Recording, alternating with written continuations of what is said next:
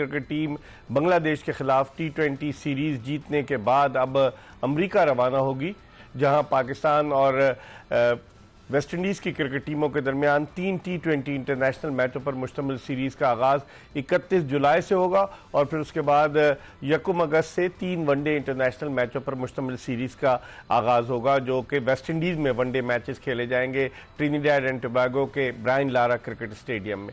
आज Pakistan cricket board ने पाकिस्तान की दोनों टीमों का ऐलान किया है, T20 टीम का भी और वनडे टीम का भी ऐलान किया। और दिलचस्प बात यह कि आज प्रेस कॉन्फ्रेंस नहीं की किसी ने भी, और आज प्रेस रिलीज के जरिए, क्योंकि बड़ा बैकलैश आया था कि प्रेस कॉन्फ्रेंस आप क्यों कर रहे हैं, सिलेक्टर्स को करनी चाहिए, लेकिन आज प्रेस रिलीज के जरिए टीम का ऐलान कर दिया गया है। और फिर शाहीन शाह अफरीदी, मोहम्मद रिजवान, बाबर आजम वो वापस आ गए। उन्हें किस जुर्म की सजा दी गई थी ये भी नहीं बताया गया प्रेस रिलीज में, लेकिन ये कि वो वापस आ गए। तो बहुत सारी चीजें। और फिर बांग्लादेश के खिलाफ T20 सीरीज जिस अंदाज से पाकिस्तान इब्तदाई दोनों मैचेस जीतने हारने के बाद जो आखिरी मैच जीता है, उससे कम से कम पाकिस्तान की टीम अपने आंसू किसी हद तक पोंछने में कामयाब हुई है। इन तमाम चीजों पर बात करेंगे और गुफ्तगू के लिए हमारे साथ स्टूडियोज में मौजूद है पाकिस्तान के former test batsman, former chief selector, former head coach Haroon Rashid साहब। हारून रशीद साहब जब पहला T20 हुआ था तो उस वक्त भी हमारे साथ मौजूद थे गुज़िश्ता इतवार को। आज इनसे T20 के हवाले से भी बात करेंगे और चूंकि ये कई दफ़ा सिलेक्टर रह चुके हैं, चीफ सेलेक्टर रह चुके हैं, तो इनसे भी बात करेंगे पाकिस्तान के सिलेक्शन के हवाले से। लेकिन इससे पहले कि हम हारून रशीद साहब से गुफ्तगू के सिलसिले का आगाज़ करें, पहले आपको एक पैकेज दिखाते हैं।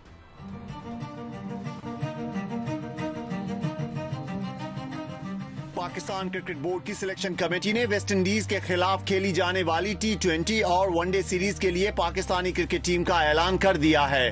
खास बात यह है कि पाकिस्तान के 3 साबिक कप्तान बाबर आजम, शाहीन शाह अफरीदी और मोहम्मद रिजवान वापस आ गए हैं। मोहम्मद रिजवान वनडे टीम की क़यादत करेंगे, जबकि सलमान अली आगा T20 टीम की कप्तानी करेंगे।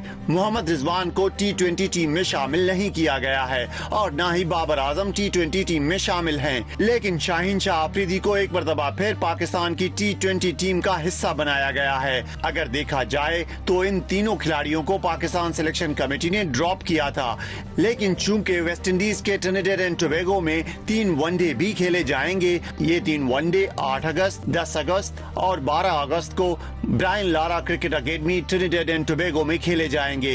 इससे पहले Pakistani cricket team 3 T20 international matches America की रियासत फ्लोरिडा के शहर लॉडरहिल में खेलेगी।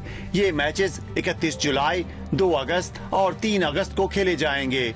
अगर देखा जाए तो वनडे के लिए पाकिस्तान की 16 रुकनी टीम का ऐलान किया गया है, जबकि T20 के लिए पाकिस्तान की 15 रुकनी टीम का ऐलान किया गया है और T20 टीम में कोई ज्यादा तब्दीलियां नहीं हैं। वही तमाम खिलाड़ी हैं सवाए शाहीन शाह अफरीदी की वापसी के, जबकि वनडे टीम में कप्तान मोहम्मद रिजवान हैं, सलमान अली आगा नायब कप्तान हैं और इसके अलावा वनडे टीम में अब्दुल्ला शफीक, बाबर आजम और हसन अली की भी वापसी हुई है वनडे और T20 टीम में। इसके अलावा वनडे टीम में नसीम शाह की भी वापसी हुई है। तो इस तरह पाकिस्तान के कई खिलाड़ी हैं जो टीम में वापस आ गए हैं, जो कि बांग्लादेश के खिलाफ पाकिस्तानी सरजमीन पर खेली गई और फिर बांग्लादेश में खेली गई T20 सीरीज के लिए टीम में शामिल नहीं थे। बाबर आजम और रिजवान को T20 टीम का हिस्सा नहीं बनाया गया है और पाकिस्तानी टीम जो अब रवाना होगी अमेरिका, जहां 31 जुलाई से T20 सीरीज का आगाज होगा। दूसरी तरफ बांग्लादेश के खिलाफ आखिरी T20 में कामयाबी के बाद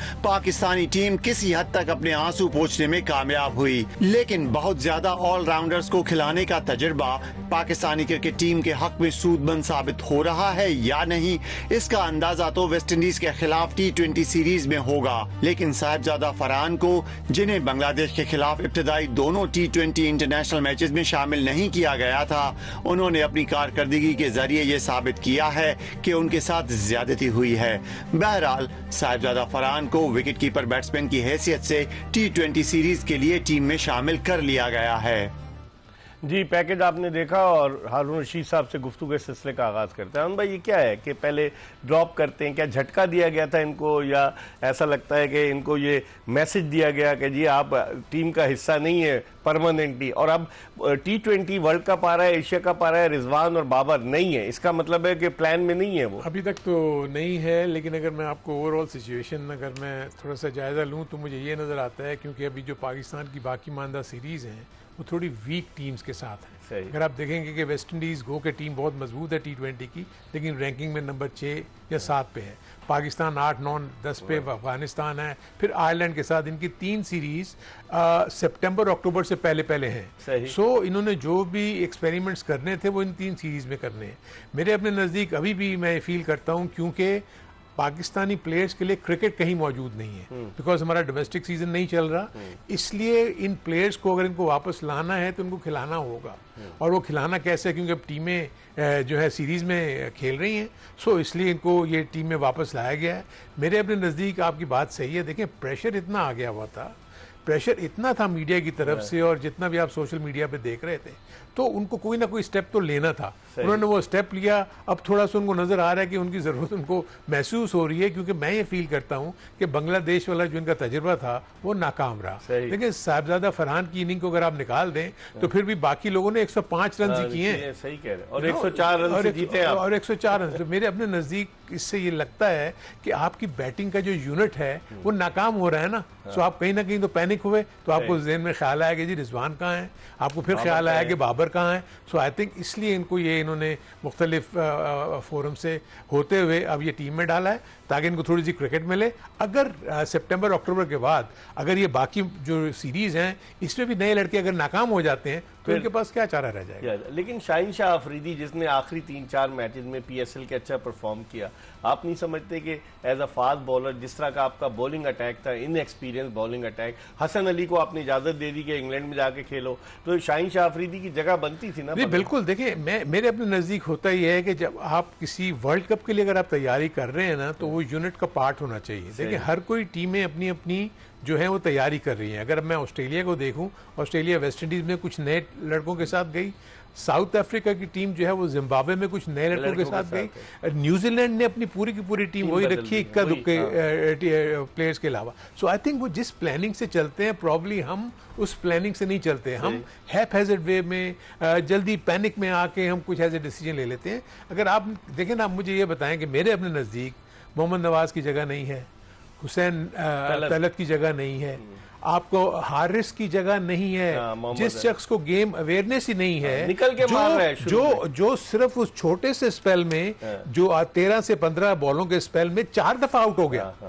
यानी अगर वो कैच ना छूटता, वो स्टंपिंग ना छूटती, और वो एलबीडब्ल्यू का वो एलबीडब्ल्यू जो है वो ठीक है, हॉक आई ने आपको उसका गलत तासुर दे दिया।